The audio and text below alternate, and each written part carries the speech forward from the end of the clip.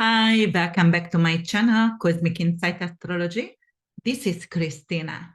If you have a Cancer rising, Cancer moon, or Cancer sun, this is your March 2023 astrology forecast. All right, Cancers, this is going to be a big bang. It's going to be a pivot year. It's going to be a life-altering, life-changing month for the collective, but for all of us. Why? Because Pluto is changing sign.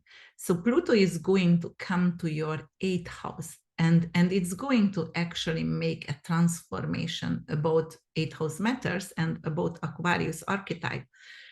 So Pluto loves to be in the 8th house, right? Because it's belong from there. 8th house is other people's money, shared resources. It is all the taboo: sex, death, abortion, miscarriages, like your period or your actually reproductive system.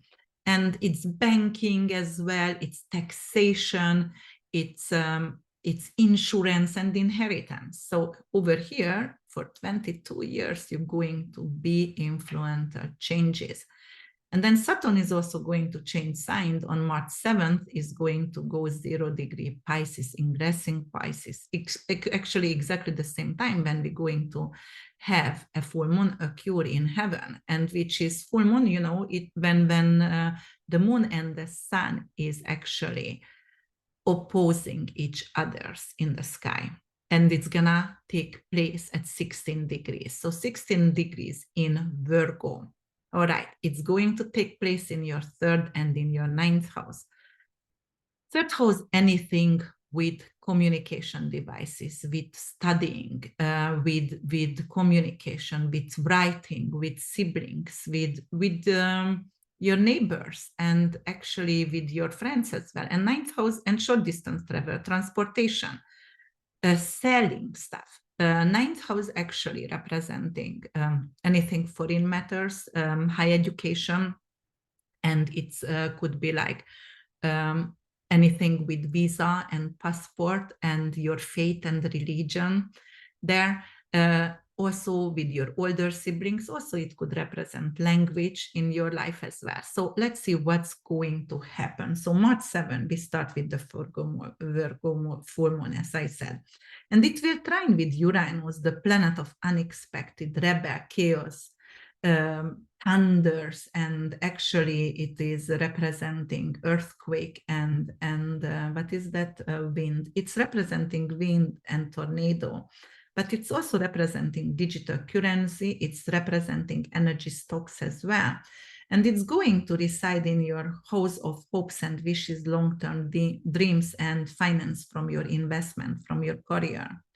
It can bring sudden, unexpected change with a sweet, positive turnout, actually, and it can bring a prize for you, something like a bonus, like a promotion from your hard work. And, this full moon, as I said, is transiting your 3rd house, so you can actually have some kind of completion, ending, signing of contract with those kind of issues like trading, like communication devices, transformation. So you might going to finish a book over here, writing a book, or you might going to sell your car. You don't need it anymore. It doesn't serve your needs anymore.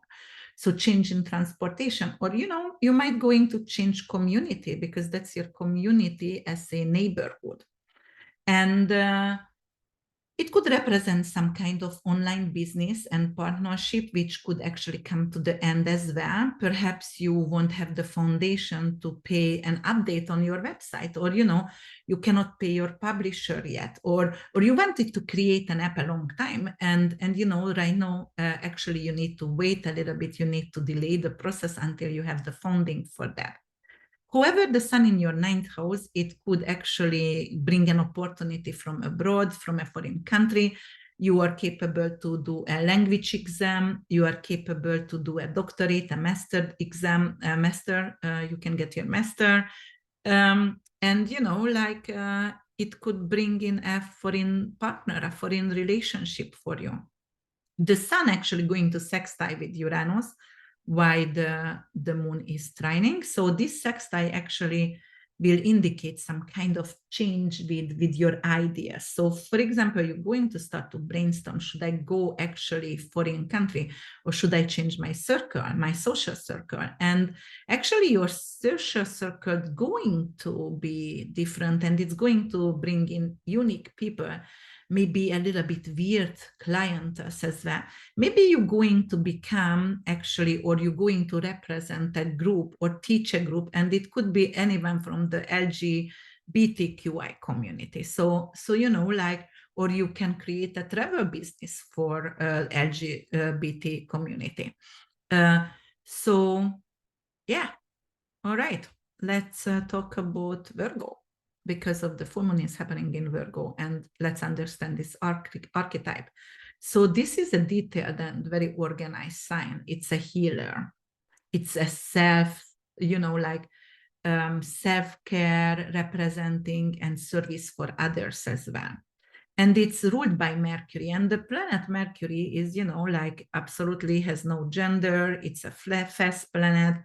It is actually rules communication, studying, the way you process the information. In financial astrology, it represents selling and purchasing, but it also representing your website. It is also representing, not technology like Uranus, but, building a website, for example. And so what you have to understand, Mercury, the ruler of this Virgo full moon, going to be in Pisces, which is actually in fall. So Mercury over here is delusional, cannot talk, it's softened, and maybe delusional, not understood. But it's going to actually form a stellium in your ninth house with Neptune, the Sun, and Saturn, because as I said, Saturn is entering on March 7th when the full moon appears. And Mercury, it could be some kind of purchase. You might going to invest in a creative project, maybe publishing company, okay? Because ninth house is publishing. Or maybe you're going to buy internet channel, like you're going to create another YouTube or whatever you're going to call it. Or you're just going to invest in technology, or like you're going to change actually all your computers and communication devices. So actually you might buy a glamorous antique car for yourself as an investment. It could bring in that as well. Or it could bring in some kind of export-import opportunities for you from a foreign country. Maybe you're going to actually open a spiritual retreat in a faraway country. So traveling may make you exhausted, actually, and actually it could be forbidden for a while because of Saturn gonna ingress, and the beginning, actually, it could delay traveling for you. However, if you are really diligent, then it's going to bring in recognition, some foreign matters, and you're going to get publicity and publish. So that's definitely good for you. And it's coming with Saturn. And Saturn, establishing something. Saturn is endurance and ambition as well. So Saturn in 9 could actually establish some kind of pharmaceutical business for you, or some kind of investment in, and actually it could be a long-term investment with some kind of vacation rentals.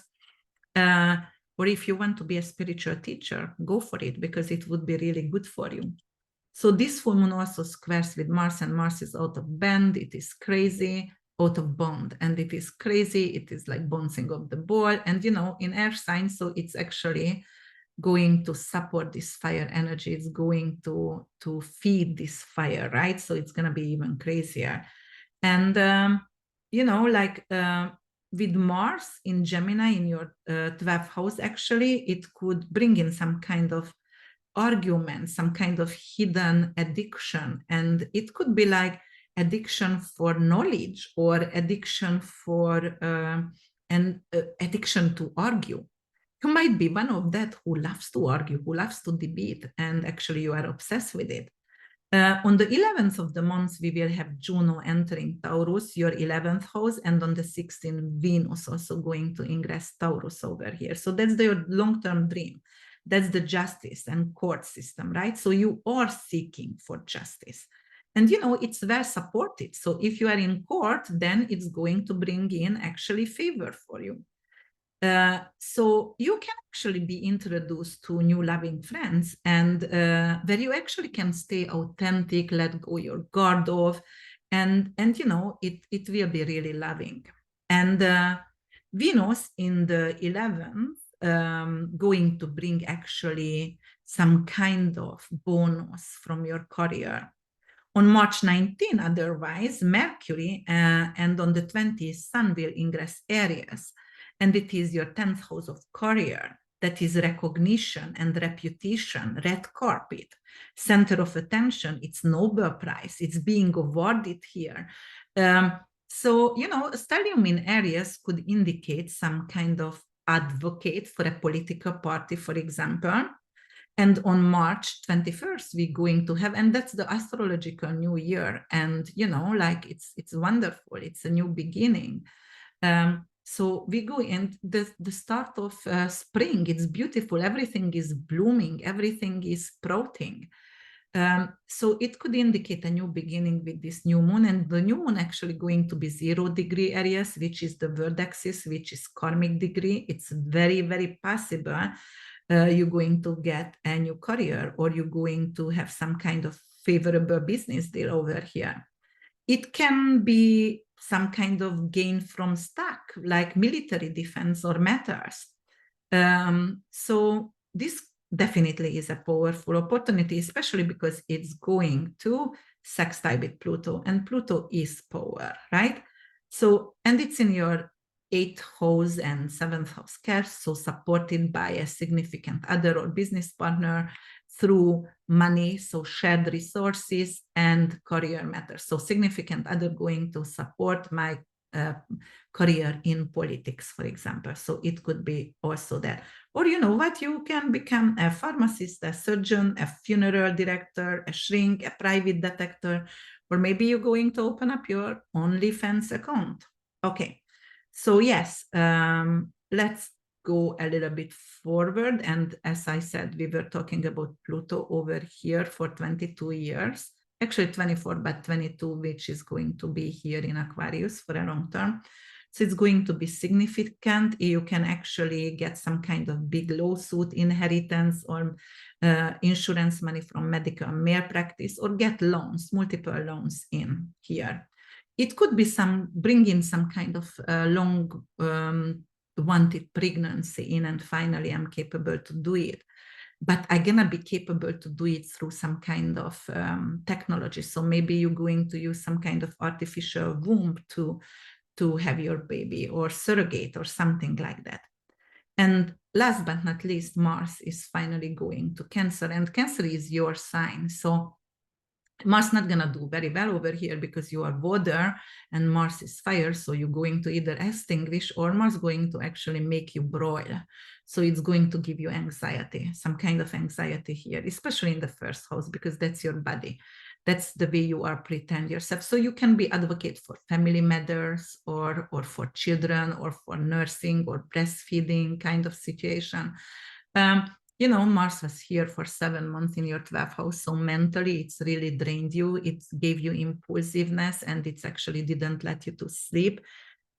So finally, right now, it's going to be more like, yes, I have to be advocate of my children, of my family, and it's going to be more like more calm in water, definitely more calm in water. All right, Cancers, if you loved my videos, please don't hesitate to subscribe, to like, and to comment below. Let me know how did it work for you. Let me know your rising, your sun sign, and what's happened with you in March. And if you want to, then you want to have a reading with me, then check out my website, which is www.urbanwitch.org. And another promotion coming, this is my new book, Let's Talk About That. I got a pen name, Uma Kriko, and this book is about teenagers and how to deal with taboos, so sex, death, bullying, racism. And I wrote this book because I have 2 teenage boys, and there is out a lot of children who are not comfortable to talking to adults, so that might be a guidance for them. So check out on Amazon. Again, let's talk about that, Uma Kriko. And please give me a good review. And as I said, subscribe and share it with your family so they can actually be supported by my guidance as well. Thank you so much for your attention and listening. And I see you in April. Bye for now.